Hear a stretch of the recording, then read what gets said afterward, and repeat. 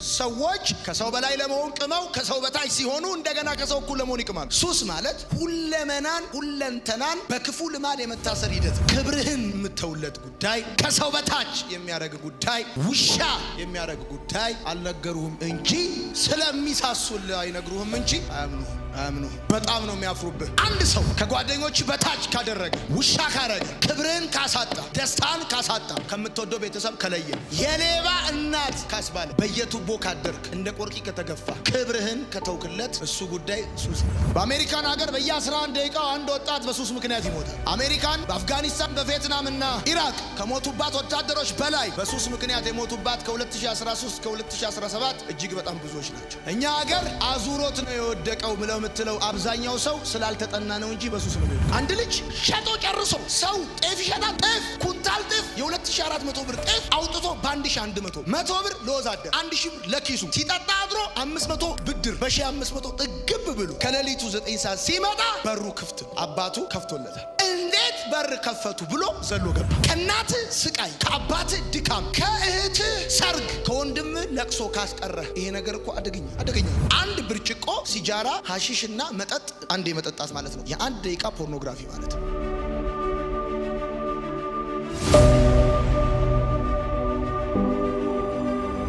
ራስን የመግዛት ክህሎት መጽሐፉ የሚለው ኖህ ገበሬ መሆን ጀመረና ወይንንም ተከለ ይላል። ያ ማለት ምን ማለት ነው? ገንዘቡን፣ ጊዜውን፣ ጉልበቱን፣ ታለንቱን ኤቭሪ ነገር ሰጠው። በተከለው ጉዳይ ላይ ጊዜ ያጠፋል፣ ገንዘቡን ያጠፋል፣ ጉልበቱን ያጠፋል።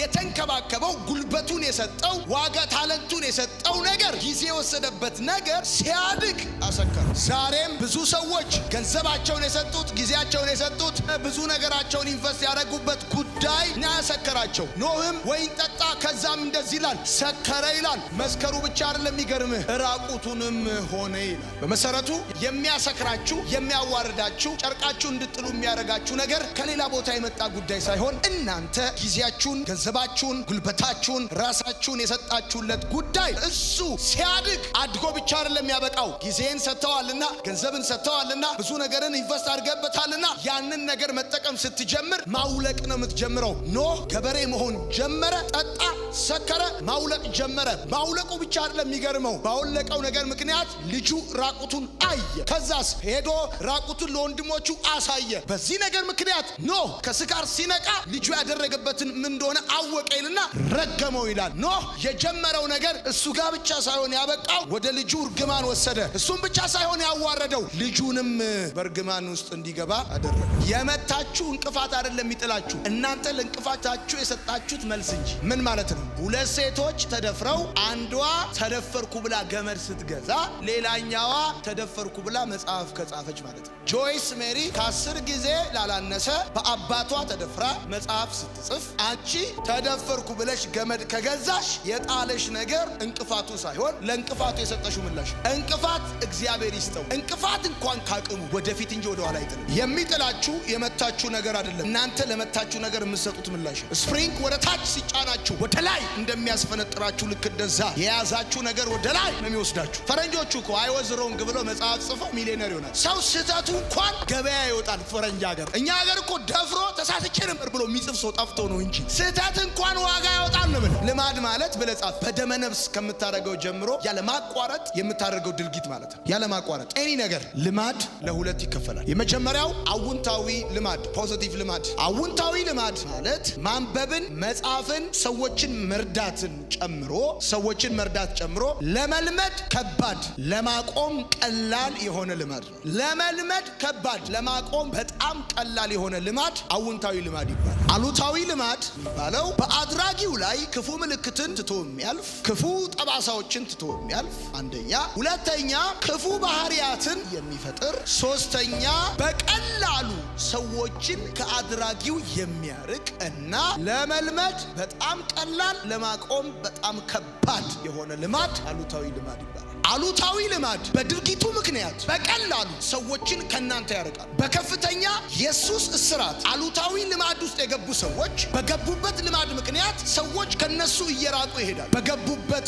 ልማድ ምክንያት ሰዎች ከነሱ እየራቁ ይሄዳል። የሚገርማችሁ በአሉታዊ ልማድ ውስጥ የገቡ ሰዎች ከሚያጡት ሁሉ በላይ የሚያሳዝነኝ ገንዘብ ማጣታቸው ሳይሆን እምነት ማጣታቸው። እምነት ትረስት በዘመዶቻቸው፣ በእናታቸው፣ በጓደኞቻቸው እምነት ያጣሉ። እንደ ሌባ ይቆጠራሉ። ሳያደርጉት እንኳን ቢቀር እነሱ እዛ አካባቢ ካሉ በአሉታዊ ልማድ እስራት ውስጥ ስላሉ ይጠረጠራሉ። 2 ልጆች ያላት ባል ያላት ይጠጣል። በመጠጣቱ ምክንያት ሳይሆን የምታዝነው ከሌሊቱ 9 ሰዓት ይገባል። ከሌሊቱ 9 ሰዓት በመግባቱ ምክንያት ሳይሆን የምታዝነው ሲገባ ከ9 ጓደኞቹ ጋር ነው የሚገባው። ከ9 ጓደኞቹ ጋር በመግባት ሳይሆን የምታዝነው ከ9 ጓደኞቹ 10 ከሱ ጋር ቢያንስ 4ና 5ቱ ቮሚት ያደርጋሉ። ያንን መጥረግ ያንን እየጠረጉ መኖር በመጥላት አይደለም ከባሏ ጋር ልትተኛ ሲጠጋት እንኳን ትጸየፈዋለች። ሰው በአሉታዊ ልማድ ሲያዝ በሚያሳዝን ሁኔታ ልማድ የሚያደርገው ልማዱን ብቻ እንድትንከባከቡት ያደርጋቸዋል። የምትንከባከቡት ብር ስታገኙ ሳሙና መግዛት፣ ጫማ መግዛት፣ ጥፍር መቁረጫ መግዛትና ጸጉር መቆረጥ ሳይሆን የሚታያችሁ ባገኛችሁት ገንዘብ ያችን የለመደባችሁን ሱስ መንከባከብ ነው የሚያስደስታችሁ። ስለዚህ ትሸታለህ፣ ቆዳ ትላለህ፣ ሀግ አታረግም። ማቀፍ ሰዎች አንተን ይጠላሉ። ጥርስ ይበላሻል፣ አይን ይበላሻል፣ መልክ ይበላሻል። አጥተ እየተወላገድክ እንደዚህ እያልክ ቱቦ ላይ ወድቀህ የቱቦ ጠርዝ መጥቶ የፊት ጥርስ ይሰበራል፣ ፊት ለፊት ላይ ጠባሳ ይመጣል፣ ከንፈርህ ጥላሸት ይመስላል፣ አይንህ ሌላ ከለር ያመጣል፣ መልክህ ይበላሻል። በዚህ ነገር ምክንያት እኩል ተምረ እኩል ዲግሪ ይዘ ስራ ለመቀጠር መስሪያ ቤት ስትገባ ስራ አስኪያጆቹ ገና ኢንተርቪው ሳያደርጉ አይተው ሱሰኛ እንደሆንክ ያውቃል። ከዚህ የተነሳ በነጥብ ካንተ የሚያንስ ነገር ግን ጊዜውና ሰዓቱን በአግባቡ የሚጠቀም ሰው ስራው ተላልፎ ይሰጣል። በአጭር አማርኛ አሉታዊ ልማድ ብለን የምንለው አንድ መሰረታዊ መገለጫዎቹ 3 እና 4 ናቸው። አንደኛው ክፉ ምልክቶችን በእናንተ ላይ ትቶ ያልፋል። ይሄ ምልክት ደግሞ ቪዚብልም ሊሆን ይችላል፣ ኢንቪዚብልም ሊሆን ይችላል። በውስጥ ማንነታችሁ እማትረሱት ጠባሳ ትቶባችሁ ሊያልፍ ይችላል። ለምሳሌ አንዲት ወጣት ሴት ልጅ ከጦዘች በኋላ ከነማን ጋር እንደምታድር አታውቅም። አንዳንድ ጊዜ 5 ወንዶች 6 ወንዶች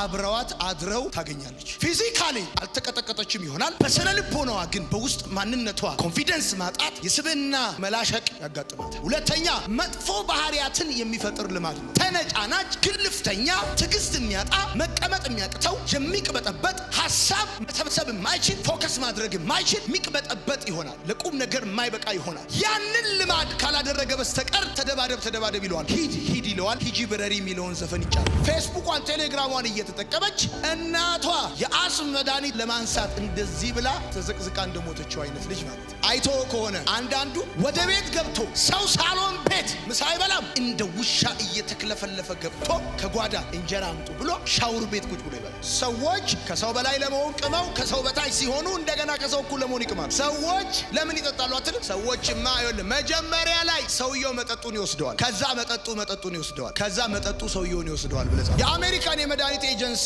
ሲናገር ሱስ ማለት አይምሮን የሚቆጣጠር እና እስከ ሞት የሚያደርስ ግፊት ማለት ነው ይላል። ሱስ ማለት ሁለንተናን በክፉ ልማድ የመታሰር ሂደት ነው። አንድ ሰው በሱስ ተያዘ ብለን ስንል የደከመበትን ገንዘቡን፣ ጊዜውን፣ ክብሩን፣ ደስታውን፣ ቤተሰቡን ለተያዘበት ነገር አሳልፎ ሲሰጥ እጅግ በጣም የሚወዳቸውን የ4 ዓመት ልጁን የ2 ዓመት ልጁን ለሃጩን ስሞ ሳይጨርስ በጣም የሚጓጓለትን ልጁን አቅፎ ሳይጨርስ ለተያዘበት ነገር ቤተሰቡን፣ ክብሩን፣ ማንነቱን፣ ህይወቱን፣ ስብዕናውን በሚጠጣበትን ቦታ ይሁን በጠጣ ወይም በተያዘበት ሱስ ምክንያት እንደ ውሻ ተደርጎ እንኳን ሲቆጠር ሳይጸጽተውና ሳያመው አንድ ሰው ሱሰኛ ነው ማለት ምን ማለት እንደሆነ ልንገርህ። ፕራዮሪቲ የሚሰጠው ጉዳይ ማለት ነው። ከየትኛውም ነገር በፊት፣ ከየትኛውም ነገር በላይ፣ ከየትኛውም ነገር ቅድሚያ ለተያዘበት ነገር ሲሰጥ ማለት ነው። ክብርህን የምተውለት ጉዳይ፣ ከሰው በታች የሚያደርግ ጉዳይ፣ ውሻ የሚያደርግ ጉዳይ አልነገሩህም እንጂ ስለሚሳሱልህ አይነግሩህም እንጂ አያምኑ። በጣም ነው የሚያፍሩብህ። አንድ ሰው በሱስ ተያዘ ብለን ስንል ማህበራዊ፣ ኢኮኖሚያዊና ስነ ልቦናዊ ቀውስ እንደሚያስከትልበት እያወቀ ሄዶ የሚያደርገው ነገር አለው ማለታችን። ማህበራዊ ቀውስ፣ የኢኮኖሚ ቀውስ፣ የስነ ልቦና ቀውስ እንደሚያስከትልበት እያወቀ ሄዶ የሚያደርገው ነገር ሱስ ነው። ከጓደኞች በታች ካደረገ፣ ውሻ ካረገ፣ ክብርን ካሳጣ፣ ደስታን ካሳጣ፣ ከምትወደው ቤተሰብ ከለየ፣ የሌባ እናት ካስባለ፣ በየቱቦ ካደርክ፣ እንደ ቆርቂ ከተገፋ፣ ክብርህን ከተውክለት እሱ ጉዳይ ሱስ። አንዳንድ ሰዎች አዲክሽን ቾይዝ እንጂ ዲዚዝ አይደለም ብለው ይላሉ። ለኔ ግን ምንም እንኳን በምርጫ የምትጀምረው ምርጫዬ ነው ያልከው ምርጫ አሳጥቶ ከእናትህ ስቃይ ከአባትህ ድካም እህትህ ለማግባት ለሰርጓ የተሰጣውን በርበሬ ከነኬሻው ካሸጠ የአያትህን ዳዊት ካሸጠ አሁን ዳዊት ውዳሴ ማርያም ይሸጣል። ውዳሴ ማርያም ካሸጠ ጫማህን ካሸጠ አንድ እግር ጫማ ካሸጠ እቤት ውስጥ ያለ ብረትና ጣሳ ቆርቆሮ እየፈለግ ለቆራሌው ሸጠ ከጨረስ ሁሉ ነገርን ከተውክለት ካዋረደ ከሰው በታች ካረገ ውሻ ካረገ አንተ ምክንያት ትንሽ ከሆኑ ቤተሰቦች ትንሽ ከሆኑ እንጀራ ሸጣ ሰው ቤት ወዛደር ፋብሪካ ወዛደር ሆኖ አስተማሪ ሆኖ ገበሬ ሆኖ አስተምሮ ሲያበቃ በመመረቂያ ዓመትህ ነገርህን ጠቅላላ ጥለ ከመጣ ሱስ ይባላል። በአሜሪካን ሀገር በየ11 ደቂቃው አንድ ወጣት በሱስ ምክንያት ይሞታል። አሜሪካን በአፍጋኒስታን በቪየትናምና ኢራቅ ከሞቱባት ወታደሮች በላይ በሱስ ምክንያት የሞቱባት ከ2013 እስከ 2017 እጅግ በጣም ብዙዎች ናቸው። እኛ ሀገር አዙሮት ነው የወደቀው ብለው የምትለው አብዛኛው ሰው ስላልተጠና ነው እንጂ በሱስ ነው። ሱስ ከሲጃራ ብቻ ሳይሆን ከቴሌግራም ከፌስቡክ ምናምን እንዲህ ቁጭ ብለህ እንዲህ እያረክ እንዴት ይሰራቸዋል እነ ዮናታን እያልክ እንዲህ ፌስቡኩን እንዴት ነው የሚሰራቸው እያልክ ሀሳብ ስትሰጥ ይሄ እጅ ሰልሎ ፌስቡክ ወደ ላይና ወደ ታች የምታረግበት እጅ ቀጥኖ እንዲህ እያረክ አንዳንድ ወጣት ሱስ ውስጥ የሚገባው ተመርቆ የግራጁዌሽን ቀን ፈታን በል ብሎ ወጥቶ የግራጁዌሽን ቀን አጥቶ በዛው ጠጭ ሆኖ ስራም ሳይገባ የቀረ ወጣት። አንተ እስከ ግራጁዌሽን እግርን ውሃ ውስጥ ከተህ አጥንተ ዶክተር ነህ ብሎ 7ኛ ዓመት ላይ ስትመረቅ ዶክተር ሆኛለሁ ብለህ መርፌ ትወጋለህ ብለን ስንጠብቅ ራስን ኩሽ ትወጋለህ እንዴ? ራስን የሱሰኞች የማምለጫ አባባሎች። ሱሰኛ ስለ ሱሱ ማውራት ስትጀምር የማምለጫ አባባል አለ። የኢትዮጵያ ኤርላይንስ ባደጋ ጊዜ በዚህ በኩል ትወጣለህ እንደሚል ሱሰኛም ጨዋታ ከጀመርክበት ማምለጫ ቀዳዳ አለ። የመጀመሪያው እንደዚህ ይልሃል። የመጀመሪያው ሱሰኛ የሆነ ሰው የመጀመሪያ የማምለጫ አባባል አለ። እሱም እንደዚህ ይልሃል። የመጀመሪያ እንደጀመርኩ ማቆም እችላለሁ ይለዋል። ተወኝ የራሴ ኬዝ ነው ይለዋል። ቋንጥ ጥያቄ ልጠይቅህ። አንተ ሱስ ውስጥ በመግባት ምክንያት እየታሰርክ ፖሊስ ጣቢያ በሄድክ ቁጥር እናትህ ምግብ የምታመላልስ ከሆነ አባትህ ምግብ የሚያመላልስ ከሆነ እየሰረክ እየመጣ እየተፈለክ የሌባ እናት መባሏ የስነ ልቦና ጉዳት እያደረሰባት የኔ ብቻ ፕሮብሌም ነው እንዴት ይባላል? አንድ ልጅ ሸጦ ጨርሶ ሰው ጤፍ ይሸጣል። ጤፍ ኩንታል ጤፍ የ2400 ብር ጤፍ አውጥቶ በ1100 100 ብር ለወዛደር 1000 ለኪሱ ሲጠጣ አድሮ 500 ብድር በ1500 ጥግብ ብሎ ከሌሊቱ 9 ሰዓት ሲመጣ በሩ ክፍት አባቱ ከፍቶለታል። እንዴት በር ከፈቱ ብሎ ዘሎ ገባ። ያንተን ጂንስ ለማጠብ እንደዚህ የፈተጉበት እጃቸው ፈለጉ ሳይለቃቸው አንተ መልክ ተበላሽቶ ሲመጣ ሲያዩ አንተ ለራስ የሚያስፈራ ፊትህ እነሱ ሲያዩት ምን እንደሚሰማቸው አስብ። ከእናትህ ስቃይ ከአባትህ ድካም ከእህትህ ሰርግ ከወንድም ለቅሶ ካስቀረህ ይሄ ነገር እኮ አደገኛ ነው። ሻሸመኔ አንድ ጓደኛዬን አገኘሁት እንደዚህ እየቆጠረ ማን አስፋልት ላይ እንደዚህ ይላል። ምን ሆነ ነው ስለው አዲስ አበባ እየሄድኩ ነው። ማምለጫ አባባል ለጥናት ነው እንጂ እኔ ሱስ የለብኝም ይላል። 4 ሄክታር ጫት ለጥናት ለምንድን ነው? ለጥናት ነው። እንዲህ ለሪፖርት ለምናምን ነው እንጂ አንድ ግማሽ አይሱዚ ሙሉ አይሱዚ እየቃመ ለጥናት ነው። እንዲሁ ሪፖርት እንዲህ ፈታ ለማለት ነው ይላል። እንደዚህ ሙሉ ፓኮ ሳይሆን 3 ፓኮ በቀን እያጨሰ ለምንድን ነው? ለጥናት። ሱስ በየቀኑ ስለሆነና ስላልሆነ ሳይሆን በውጤቱም ጭምር ነው የሚብራራው። ስራዬን አክባሪ ስለሆንኩኝ እኔ ሱሰኛ አልባልም ይለዋል። ስራን አክባሪ ስለሆንክ ሱሰኛ አልባልም ትላለህ እንዴ? ሱሰኛ ለመሆን ስራ አጥ መሆን የለብህም። የመጨረሻው እንደዚህ ይለዋል። እኔ ይለዋል እቺን ቀምሼ ነው ሱሰኛ የምትሉኝ ይለዋል። ከሌላው አንጻር ራሳቸውን እያዩ ሊያመልጡ ይሞክራሉ። አንድ ብርጭቆ ሲጃራ ሐሺሽና መጠጥ አንዴ መጠጣት ማለት ነው የ1 ደቂቃ ፖርኖግራፊ ማለት። ሰው በፖርኖግራፊ ለመያዝ 1 ደቂቃ ይበቃዋል። 1 ሚኒት ፖርኖግራፊ ማየት ይበቃዋል። እያንዳንድሽ እዚህ ውስጥ ያለሽ ቴሌግራምሽን አጥፊ። ቴሌግራምሽ ላይ እንደ ስቲከር የምትጠቀሚበትን ጉዳይ አጥፊ። እንደ ኩይሳ ነው የሚያደርግህ ፖርኖግራፊ። ኩይሳ ከውጭ ያምራል፣ ከውስጥ ግን ይበላል። እንደ ምስጥ ነው የሚበላ። አቅሜን ሁሉ ነው የሚያሽመደምደው። ሱሰኛ ሲሆን ሰው የሀዘን ስሜት ይመጣበታል። ሰው ሱሰኛ ሲሆን እድሜውን ለማሳጠር ሳይዋዋል ተዋውሏል ማለታችን ነው።